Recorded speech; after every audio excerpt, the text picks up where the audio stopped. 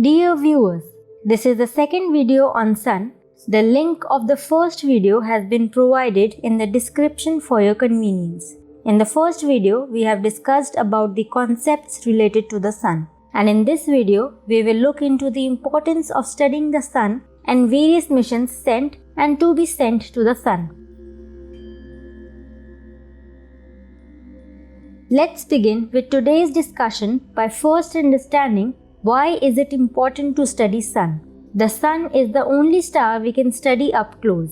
By studying the star we live with, we learn more about stars throughout the universe.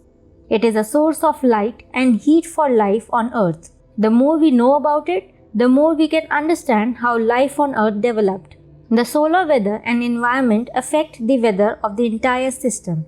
Because variation in solar weather can change the orbit of satellites or shorten their lives, interfere or damage onboard electronics, and cause power blackout and other disturbances on Earth. Also, disturbances in the solar wind shake Earth's magnetic field and pump energy into the radiation belts, part of a set of changes in near-Earth space known as space weather. And to learn about and track Earth-directed storms and to predict their impact, continuous solar observations are needed. For all these reasons, various space agencies have been sending various missions to study the Sun. Therefore, it is important to understand about various missions and their achievements. Hence, we will begin with some of the previous missions to Sun. First is Solar Maximum mission. It was launched on 14 February 1980 by NASA and remained in operation till 1989. It was designed to study the Sun at the height of its 11-year solar cycle when solar flares and coronal mass ejections tend to be most frequent. The mission found that the Sun is brighter during the sunspot cycle maximum and also discovered several sun-grazing comets. Ulysses. It was a joint mission between NASA and European Space Agency. It was launched in 1990 and remained in operation till 2009. It was designed to look at the heliosphere, which is the part of space under the influence of the Sun. The probe revealed for the first time the three-dimensional character of the galactic cosmic radiation, energetic particles produced in solar storms and solar wind. Yohkoh. It was a Japanese-led spacecraft from the Institute of Space and Astronautical Science, the former name of Japan's space agency. The Earth-orbiting spacecraft imaged the Sun in X-rays and with spectrometry. Some of its discoveries include showing that solar flares are magnetic reconnection phenomena caused by events in the Sun's magnetic field and that the solar corona can change its scale dynamically. Solar and Heliosphere Observatory. SOHO is a collaboration between the European Space Agency and NASA to study the Sun, observing all the way from its core out to the solar wind. It was launched on 2nd December 1995 for an original 3-year mission, but its lifetime has been extended several times due to its ongoing success. Some of its major observations include studying the Sun over two 11-year solar cycles, sending back information about the Sun's structure and helping scientists better predict solar outbursts. Transition Region and Coronal Explorer. It was launched by NASA in 1998 and remained in operation till 2010. TRACE's major goal was to better understand how magnetic field and plasma act in the Sun's environment. The spacecraft helped scientists better understand the geometry and dynamics of the upper solar atmosphere. Genesis. It was launched by NASA and remained in operation from 2001 to 2004. The spacecraft performed a 3-year sampling round at a gravitationally stable area in space known as Lagrange 1 before returning to Earth. It captured a sample of the solar wind or the constant stream of particles that emanate from our Sun. It was the first NASA sample return mission to return material since the Apollo program and the first to return material from beyond the orbit of the Moon. Solar Terrestrial Relations Observatory. STEREO was launched by NASA in 2006. It was launched with two spacecrafts, STEREO Ahead, which orbits the Sun ahead of Earth in its orbit, and STEREO Behind, which orbits the Sun behind Earth. Its achievements include showing the three-dimensional structure of coronal mass ejections and showing how matter and energy flow to Earth. Solar Dynamics Observatory. It was launched by NASA in 2010 and is still in operation. It examines how the Sun's magnetic field is structured and generated, and how the Sun's energy gets transformed into the solar wind, energetic particles, and solar irradiance variations. One of SDO's major achievements is generating images to help scientists pinpoint magnetic field variations and the source of solar eruptions.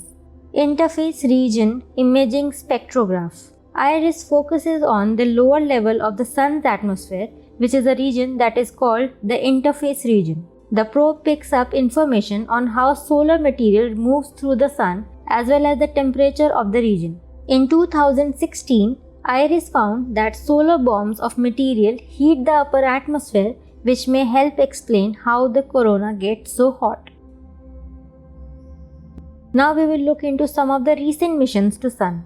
First is Parker Solar Probe. It was launched on 12th August 2018 by NASA for a planned 7-year mission to study the Sun closer than any human-made object. It is part of NASA's Living with the Star program that explores different aspects of the Sun-Earth system. The Parker Solar Probe is a robotic spacecraft the size of a small car. It is a unique solar observatory that will orbit within 4 million miles of a star's surface to directly study the formation of the solar wind. Parker Solar Probe has 3 detailed science objectives. First, trace the flow of energy that heats and accelerates the solar corona and solar wind. Second, determine the structure and dynamics of the plasma and magnetic field at the source of the solar wind. Third, explore mechanisms that accelerate and transport energetic particles. Talking about its journey, it will use Venus's gravity during 7 flybys over nearly 7 years to gradually bring its orbit closer to the Sun. The spacecraft will fly through the Sun's atmosphere as close as 3.9 million miles to a star's surface, well within the orbit of Mercury and more than 7 times closer than any spacecraft has come before. Talking about its achievement, Parker Probe discovered evidence of a cosmic dust-free zone of 5.6 million kilometers radius from the Sun due to vaporization of cosmic dust particles by the Sun's radiation. It also executed a small maneuver on 15 May 2021 that corrected the trajectory errors from the gravity assist flyby of Venus in February and put the probe on a newly optimized path for its next Venus gravity assist on October 16.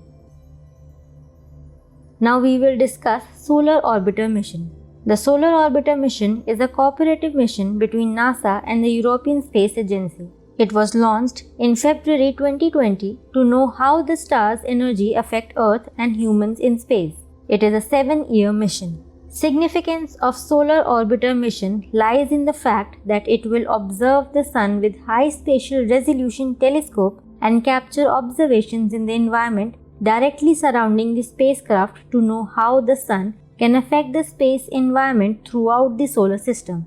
The spacecraft also will be the first to provide images of the Sun's poles. The mapping of the Sun's pole could allow for the first time to observe the concentrated source of solar wind that permeates our solar system. The mission will also study the magnetic environment around the Sun, which in turn will provide information about the Sun's 11-year solar cycle and its periodic outpouring of solar storms. Solar Orbiter carries 10 instruments, 3 of which will help to survey how the Sun's surface changes over time. Now we will look into some of its achievements. Recently, 3 of Solar Orbiter's remote sensing instruments provided both close-up and wide views of the evolution of a coronal mass ejection. Solar Orbiter also discovered miniature solar flares nicknamed campfires that can contribute significantly to the heating of the Sun's outer atmosphere or corona. Finally, we will end our discussion with some upcoming missions to Sun, starting with India's first solar mission, Aditya L1. Aditya L1 mission is India's first solar mission planned by the Indian Space Research Organization to study the Sun. It is planned to be launched in December 2021 or January 2022. It would be placed into a point in space known as the L1 Lagrange point. It will be ISRO's second space-based astronomy mission after AstroSat, which was launched in 2015. Launch Vehicle. Aditya L1 will be launched using Polar Satellite Launch Vehicle XL with 7 payload instruments on board.